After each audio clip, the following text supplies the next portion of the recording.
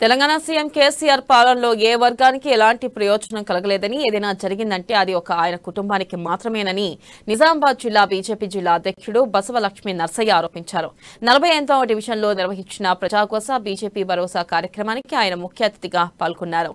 ఇక మోదీ పాలన తెలంగాణలో వస్తుందని మాటలకే పరిమితమైన కేసీఆర్ అన్ని పథకాలను బీజేపీ ప్రభుత్వం కొనసాగిస్తుందని లక్ష్మీ నర్సయ్య చెప్పారు. కేజీ టు పీజీ ప్రతి ఒక్కరికి ఆహార భద్రత, నిరుద్యోగులకు ఉద్యోగము ఇలా ప్రతి వర్గానికి ఆచ్ఛేదం వస్తుందని అన్నారు. ఇప్పుడు తెలంగాణలో ఉన్న ప్రజలందరూ కూడా ఈ ఉమ్మడి రాష్ట్రంలో ఇబ్బందులు పడుతున్నారు. సో ఈ ఆంధ్ర పాలకులందరూ కూడా దోపిడీ చేస్తున్నారు.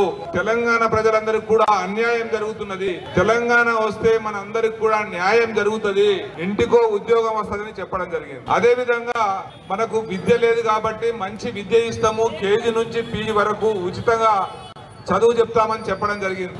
అదే విధంగా ఒక దళితుడిని ముఖ్యమంత్రిని చేస్తా, ఇప్పటికే అగ్రవర్ణాలన్నీ కూడా ముఖ్యమంత్రులు చేసి మన ఆంధ్రప్రదేశ్ ని ఉమ్మడి రాష్ట్రాన్ని దోచుకోవడం జరిగింది. కాబట్టి నేను తెలంగాణ రాగానే ఒక దళితుని కూడా ముఖ్యమంత్రి చేస్తా అని చెప్పడం జరిగింది.